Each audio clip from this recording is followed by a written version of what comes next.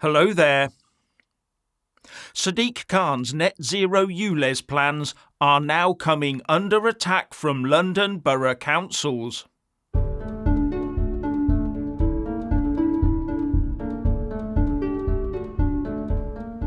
There must be votes in resisting stupid net zero policies because a number of London borough councils are lining up to resist the London Mayor's plans to extend the ultra-low emission zone and rake in loads of Londoners' dosh in the process. Croydon, Sutton, Bexley, Bromley, Hillingdon and Harrow say they are rebelling against Sadiq Khan's deeply unfair and out-of-touch ULEZ expansion plans. And Sutton Council is run by the Lib Dems, and opposing anything remotely green or woke would go against their core beliefs. Yes, I know they don't actually have any of those really, but it does suggest that the message from their voters must be very strong. Anyway, 4 of those councils, Bexley, Bromley, Hillingdon and Harrow, have already sent out a joint pre-action letter to City Hall last week.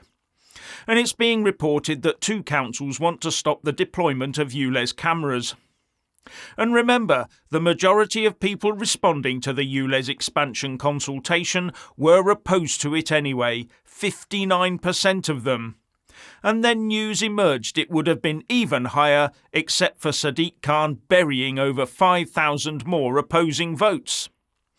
But Khan had covered his backside when he said that the ULEZ plan would go ahead anyway, unless there was overwhelming opposition to it. Isn't 59% already overwhelming? Especially given those 5,000 rejected votes? Or is his idea that 95% against is overwhelming? Now, this is just a handful of the 32 London boroughs that Khan has plans for. Wonder how many more will end up being shaken into action and have a go at Khan and his money-making plans. And Dave from Biggin Hill has a related question on this. My name's Dave and I live in Biggin Hill. I will be massively affected by the ULEZ as I work in Croydon and start all different times, 4 a.m. to 5 p.m, sometimes in the same week. There's no public transport within easy walking distance of my semi-rural home. The office of the Mayor of London has always been filled by a liar. King Livingstone lied about the cost of the Olympics and justified it by saying, "I wanted the games in London." Boris got elected saying, "I will not close fire stations," then shut more fire stations than the man he beat into office planned to. Now we have Sadiq, my old man's a bus driver, saying, "I won't extend the ULEZ without public consent." And even by his own figures, the benefits to air quality in some of the outlying areas will be almost zero. My question is, when will the people of Greater London and the rest of the UK wake up and vote for somebody that will tell the truth and not think that the rightful place to put their hands is into our pockets? I love the videos. Please keep up the good work. Thank you. Well, Dave, at least some of the councils are beginning to fight for their constituents. But as I said earlier, it's only a few of them at the moment, and a legal challenge isn't exactly a rebellion. And there will sadly be many people in similar positions to you. Now, as I understand it, the next London mayoral election takes place on Thursday the 2nd of May 2024, that's 16 months' time. And Labour has already selected Khan to stand again, so Londoners do have the chance to ditch him. But will the Tory offering be just as net zero obsessed as Khan is? One suspects so. And the Lib Dems will probably just shut the roads to non-electric cars. Looks like you'll have to choose from outside the Lib Lab Con. And now to potential Tory leader and possible future Prime Minister Kemi Badenoch. As Trade Secretary, she went off to the World Economic Forum conference in Davos last week. And when she got back, she told The Times that it wasn't on her bucket list of things to do. But, she said, I now see the merits of the World Economic Forum. In fact, she said, it was amazing. But she said, I do have sympathy with those that think it's full of lizard people controlling all the politicians. Well, there you have it. A future potential Prime Minister of the UK thinks the World Economic Forum is amazing.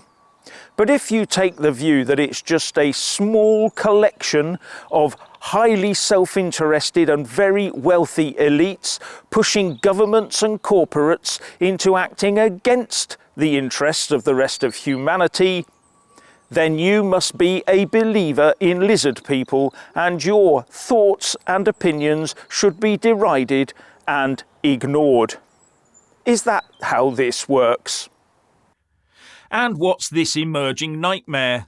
The United Kingdom Tea and Infusions Association, the UKTIA, which says we'd drunk 51 million cups of tea by midday today alone, said in its latest edition of Brew that the UK tradition of tea and bickies is dying out, because the younger tea drinkers are more likely to eat samosas, cheese biscuits or granola bars with their favourite brew.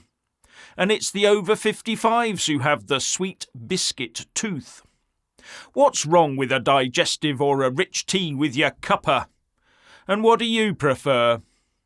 Now, is this a change in tastes, or is it born of a do my parents do it? Yes, then I'll do something different mentality?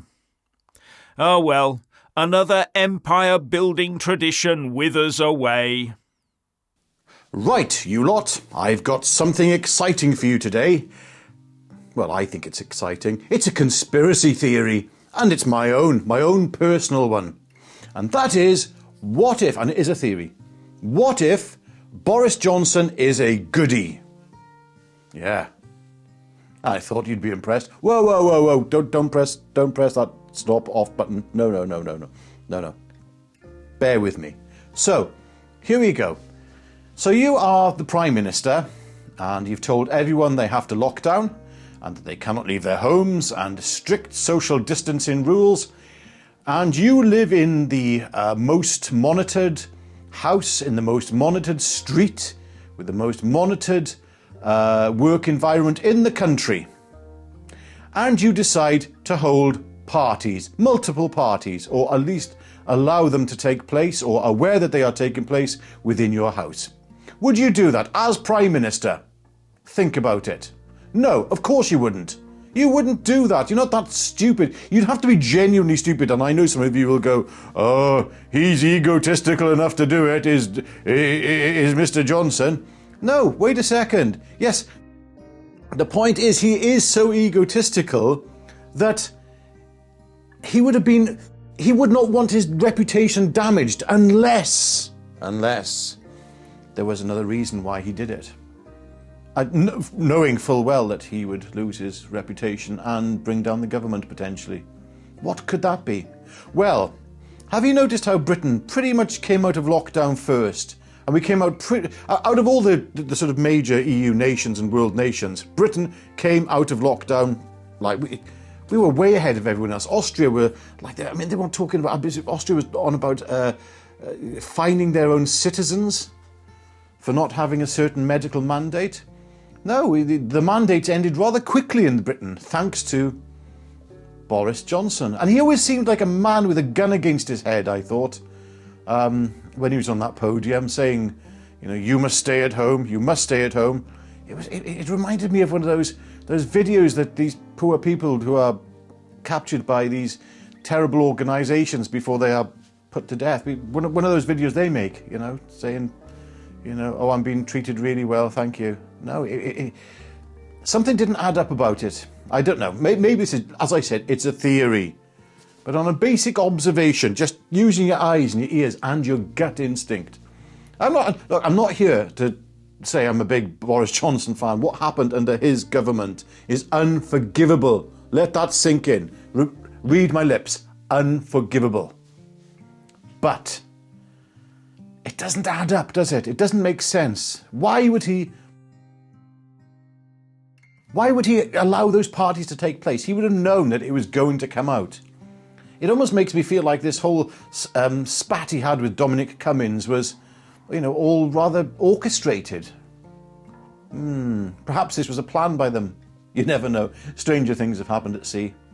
Apparently. Well, so Jeff tells me anyway. Right, you lot, listen. It's just a theory. And yeah, there we go. Plenty of theories. Add that one to the bunch. Right. Take care. Love you all.